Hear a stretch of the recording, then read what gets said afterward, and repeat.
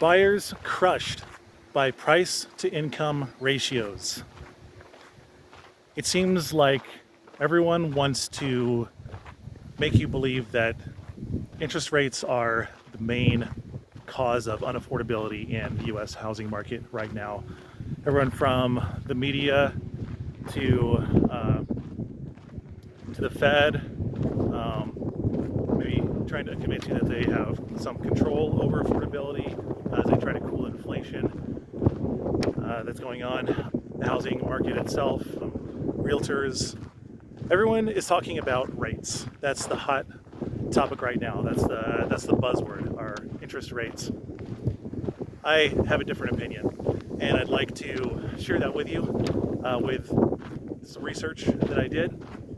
And it begins with an article published originally in Yahoo and reprinted in Fortune.com, and it's entitled "Homebuyers are backing out of deals at a record pace."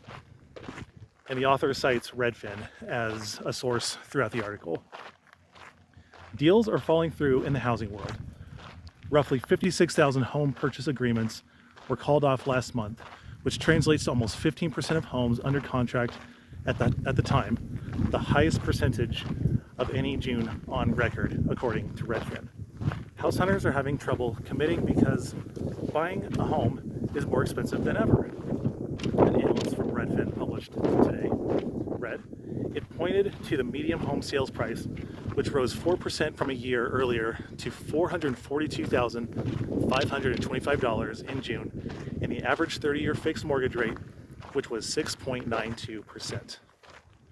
So, as you can see from this first report, even sellers are cutting their prices, but it doesn't seem to be doing the job. About 1 in 5 home sales in the last month had a price reduction, the highest amount of any June on record. It was up more than 14% from a year ago and barely below a record set in October 2 years ago. Some sellers are reducing their prices because homes are sitting on the market and getting stale, the result of an ongoing affordability crisis impacting buyers. So there is an affordability crisis, but what is the root of the crisis? Let's read more. Homes sold in June typically spent 32 days on market, 3 days longer than last year. The total number of homes for sale was close to 13% higher than a year ago, which happens to be the biggest annual increase on record. And yet, home sales were depressed. It's interesting. Interesting metrics. By Redfin's count, home sales fell in June 0.5% from a month before and 1.1% from a year ago. They were 21.5% below pre-pandemic numbers. It seems to be more of the same. Inventory is improving, but demand is down. How can that be? How can demand be down if inventory is improving, which would decrease competition? It seems to be more of the same. Inventory is improving, but demand is down. So homes are staying on the market longer and sales are static. So we can see an increase in inventory, which should decrease competition among buyers and lower prices to a point where buyers are willing to buy, but they're not. The article keeps going.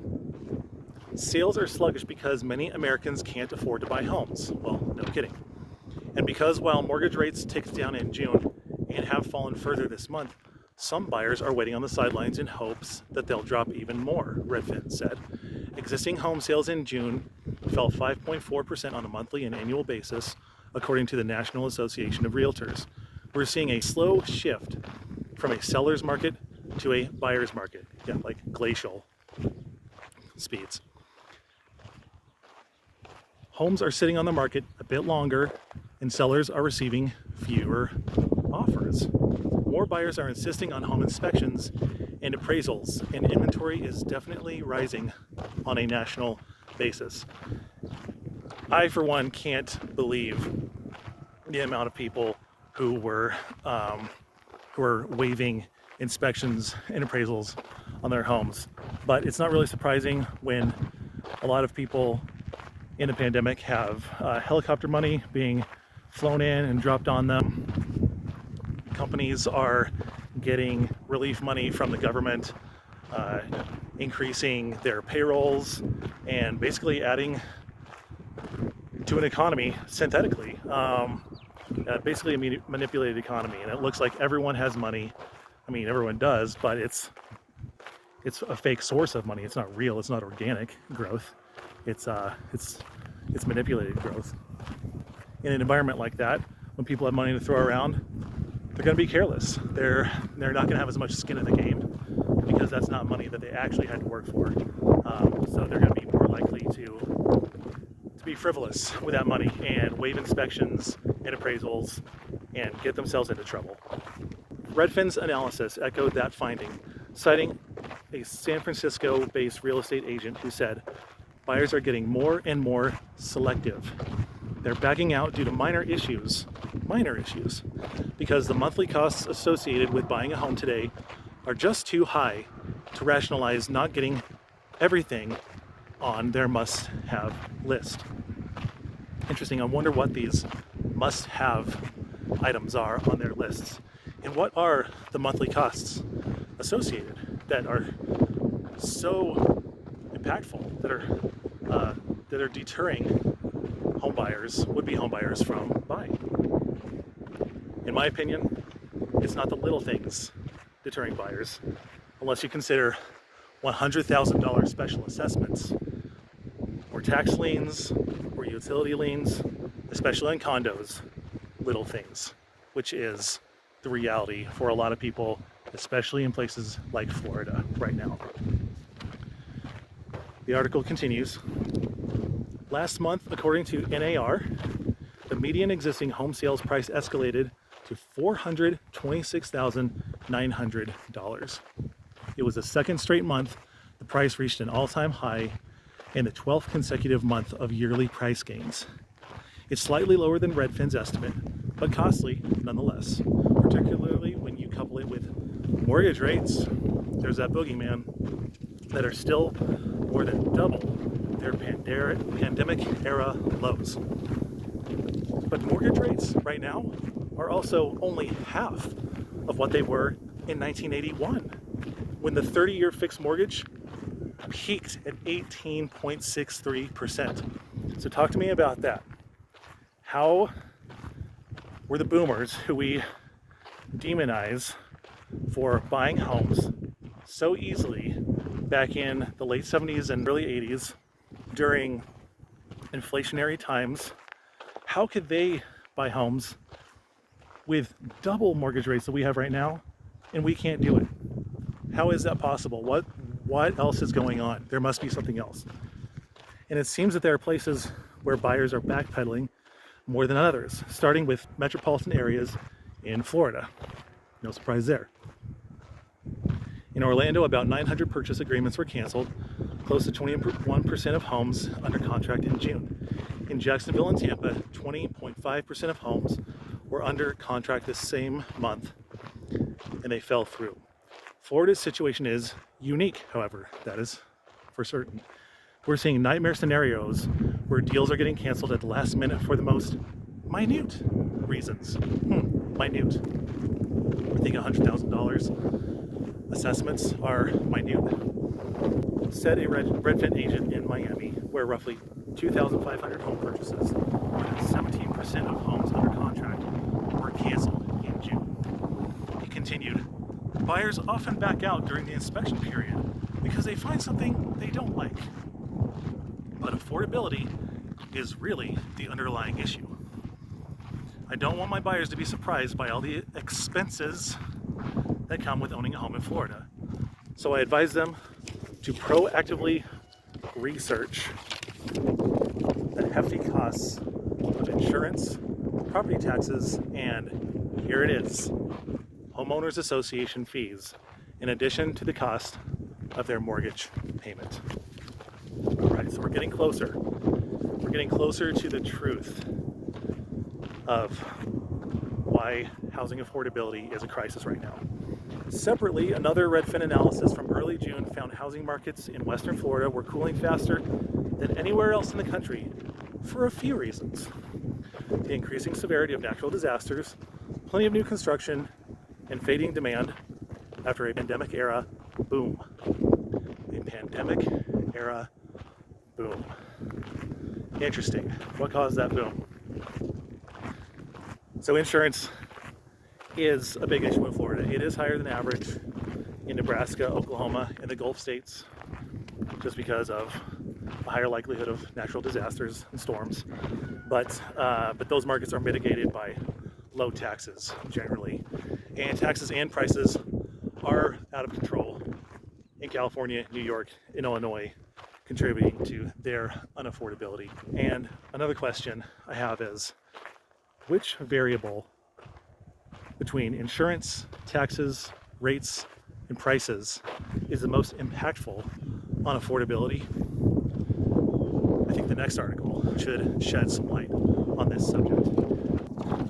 An article from USA Today entitled, "How much does the average American make a year?" states, average salaries and wages in the United States have been increasing year after year, but the landscape looks different depending on a range of factors. According to the U.S. Bureau of Labor, the average U.S. annual salary in Q4 of 2023 was $59,384. This is up 5.4% from the same time period in 2022, when the average American was making $56,316 per year. Average weekly earnings reached $1,142, while the average American made $4,949 per month in Q4 of 2023. So it's looking pretty rosy, right? Salaries are up. Things are looking good. We can't lose. Oh, but wait. While salaries are up, salary growth is down, meaning that the increase in average earnings is lower compared to the 7.3% rise between 2021 and 2022. Another article from constructioncoverage.com reports data about price to income ratios. And some interesting data here, starting with cities with the highest price to income ratios. And the article states, income growth lagging behind rising housing costs, however, is not a recent development. The rate of growth of median income has trailed behind that of home prices for at least the last 2 decades. From 2000 to 2022, the median annual household income in the U.S. increased by 77.6%, from $41,990 to $74,580. And here it is. While the median home price nearly tripled, a 170% increase from $123,086 to $332,826, according to data from the U.S. Census Bureau and Zillow. That is insane. Imagine you're running the 40-yard dash with someone who has been on performance-enhancing drugs and is going to run 3 times faster than you. You think you have a chance of winning that race? On an inflation-adjusted basis, household incomes increased by just 4.5% since 2000, while home prices increased by 59.1%, 13 times faster. Do you think you're going to beat someone who's running 13 times faster than you? So one of my questions is, who benefits from home prices rising the most? During a conversation I had with someone just recently, he said, the appraisal always seems to come in just above the asking price, just enough to convince the lender to cover the amount needed for the loan. It's funny how that works. And it seems that the more approvals there are, the higher home valuations seem to rise, especially when those home value increases happen over very, very short periods of time, like months, like in the case with house flippers. You know, they drive up the perceived value of a home over a period of months, 3 months, 6 months, a year. And that drives up the perceived valuations of all the homes around it. And that increases the assessments and taxes. And then everyone gets upset. So maybe if governments were really concerned about affordability, like they say they are, maybe they would look into excluding flips when assessors calculate valuations. The ratio median home price to median income is one indicator for housing affordability. Nationally, that ratio is 4.7, but the top 10 states, 9 of which are found in the West, currently have ratios of 5.7 or greater. So price to income ratio is a method that shows the ratio between the value of a house and the total annual income of the household. So if the house has a value of $100,000 and the household income is $100,000, the PIR, the price to income ratio, is 1. And if the value was $200,000, the PIR would be 2, and so on. And so 3 of the largest cities in the country with the highest price to income ratios are: number 3 is Long Beach, California, with a PIR of 10.3. Number 2 is San Jose with a PIR of 10.5. And at the top is Los Angeles at 12.5. 3 mid-sized cities with the highest price to income ratios are Irvine, California at 11.6, Sunnyvale, California at 11.8, and Glendale, California at 15.2. 15.2. 15 years of your salary just to pay down your house. And 3 small cities with the highest price to income ratios. Number 3 is El Monte, California at 12.3. Number 2 is Palo Alto at 19 years. And Newport Beach is 25.4. Over 25 years of your salary. So after all my research, my conclusion is that the primary variable for unaffordability is really the disparity between rising home prices and salaries. It seems to me that consumer legislation might be needed. Maybe there needs to be tighter regulations on appraisals to slow down the appreciation rates.